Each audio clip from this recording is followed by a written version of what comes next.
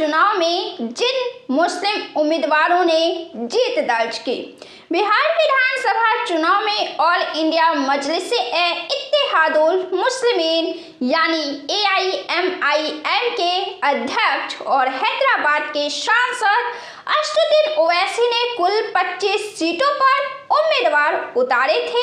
इनमें से 23 मुस्लिम उम्मीदवार थे। ओवैसी की पार्टी के 5 उम्मीदवारों को जीत हासिल हुई है। राष्ट्रीय जनता दल ने 18, कांग्रेस ने 10 और जनता दल यूनाइटेड ने 4 मुस्लिम प्रत्याशी मैदान में उतारे थे। भारतीय जनता पार्टी ने किसी मुस्लिम उम्मीदवार को टिकट नहीं दिया था। आइए देखते हैं कि इन मुस्लिम उम्मीदवारों में किन सीटों पर किस पार्टी से कौन उम्मीदवारों ने जीत दर्ज की है। सबसे पहले बात रघुनाथपुर से ओसामा साहब की। सिवान की रघुनाथपुर सीट से बाहुबली नेता और राष्ट्रीय जनता दल से सांसद रह चुके मोहम्मद शहाबुद्दीन के बेटे ओसामा साहब ने जदयू के विकास कुमार सिंह को 9,248 मतों से शिकस्त दी है। ओसामा पहली बार चुनाव लड़ रहे हैं। शहाबुद्दीन की 2021 में जान चली गई थी। शहाबुद्दीन की जान जाने के बाद उनका परिवार राजनीतिक जमीन की तलाश कर रहा था, लेकिन अभी तक उस तरह से कामयाबी मिली नहीं थी। 2024 के लोकसभा चुनाव में शहाबुद्दीन की पत्नी हिना साहब सिवान से निर्दलीय उम्मीदवार थीं, लेकिन हार गई थी। ढाका से फैजल रहमान। ढाका सीट से राष्ट्रीय जनता दल के उम्मीदवार फैजल रहमान ने बाजी मारी है। उन्होंने भारतीय जनता पार्टी के पवन कुमार जायसवाल को 178 वोटों से शिकस्त दिया है। फैजल रहमान ने 1,12,727 वोट हासिल किए, जबकि पवन कुमार ने 1,12,549 वोट हासिल किए। फैजल रहमान यहां से एक बार विधायक रह चुके हैं। तीसरा नाम है बिस्फी से आसिफ अहमद का। मधुबनी जिले की बिस्फी सीट पर आरजेडी के उम्मीदवार आसिफ अहमद ने भारतीय जनता पार्टी के उम्मीदवार हरिभूषण ठाकुर बचौल को 8,107 वोटों से शिकस्त दिया। अपने बयानों के लिए चर्चा में रहने वाले आसिफ अहमद पहले 5 राउंड में हरिभूषण ठाकुर से पीछे चल रहे थे, लेकिन बाद में वो आगे हो गए। उन्होंने आखिर तक लीड बनाए रखी और जीत गए। आसिफ अहमद राजद के राज्यसभा सांसद फैयाज अहमद के बेटे हैं। चौथा नाम है बहादुरगंज से तौसीफ आलम का। बहादुरगंज विधानसभा सीट से AIMIM के तौसीफ आलम ने 2,28,726 वोटों से जीत हासिल की है। उन्होंने कांग्रेस के उम्मीदवार मोहम्मद मसावर आलम को शिकस्त दिया है। यहां तीसरे स्थान पर लोक जनशक्ति पार्टी के प्रत्याशी मोहम्मद कलीमुद्दीन रहे। तौसीफ आलम को कुल 87,315 वोट, मसावर आलम को 58,589 वोट और कलीमुद्दीन को 57,195 वोट हासिल हुए। इस बार मुकाबला सीधा ओवैसी पार्टी और महागठबंधन के उम्मीदवार के बीच सिमटा रहा। पांचवा नाम है जोकीहाट से मोहम्मद मुर्शिद आलम का। जोकीहाट विधानसभा सीट पर AIMIM के प्रत्याशी मोहम्मद मुर्शिद आलम ने 28,803 वोटों से जीत हासिल की है। उन्होंने जदयू प्रत्याशी मंजर आलम को शिकस्त दिया है। जनसुराज पार्टी के प्रत्याशी सरफराज आलम तीसरे स्थान पर रहे।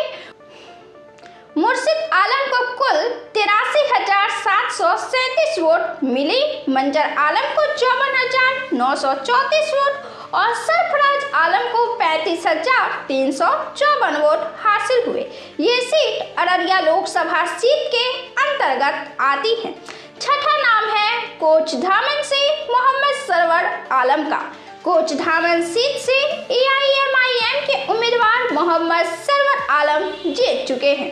उन्होंने राष्ट्रीय जनता दल के मुजाहिद आलम को 23,021 वोटों से शिकस्त दिया है। यहाँ राजद प्रत्याशी ने हाल ही में जनता दल यूनाइटेड को छोड़कर राजद का दामन थामा था। राजद ने अपने मौजूदा विधायक का टिकट काटकर इन्हें प्रत्याशी बनाया था।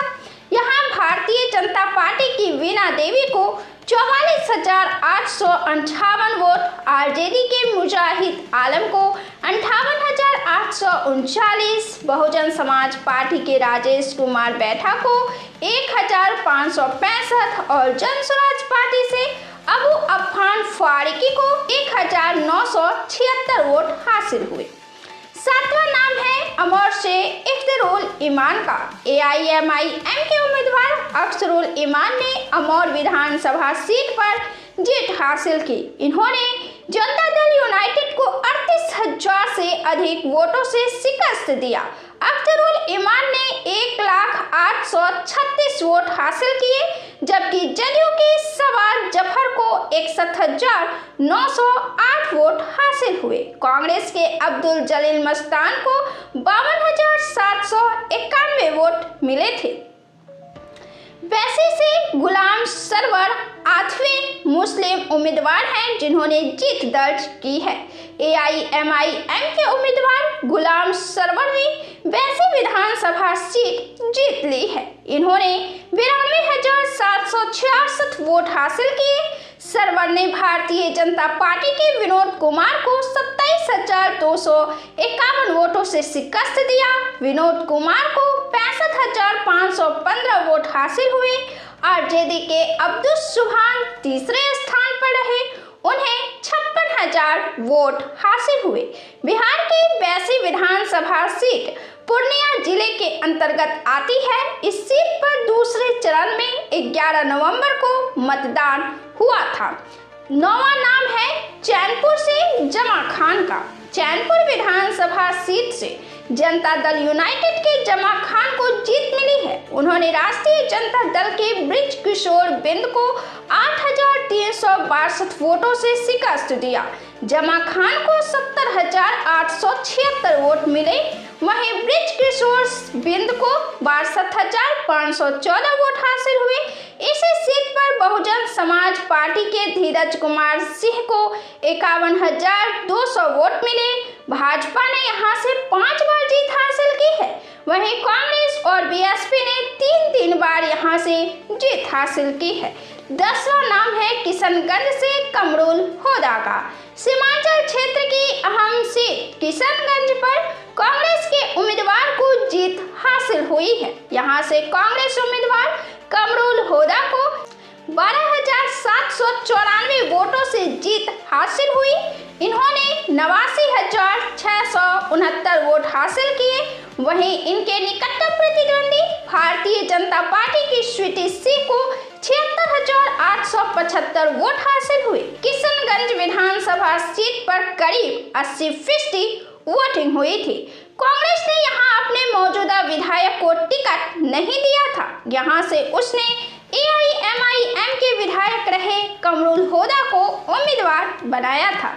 11वां नाम है अररिया से अबीदुर रहमान का। कांग्रेस के अबीदुर रहमान ने जनता दल यूनाइटेड की शगुफ्ता अजीम को 12,741 वोटों से शिकस्त दी। तीसरे नंबर पर ओवैसी की पार्टी के मोहम्मद मंजूर आलम रहे। अबीदुर रहमान ने 2020 के विधानसभा चुनाव में भी शगुफ्ता अजीम को शिकस्त दिया था।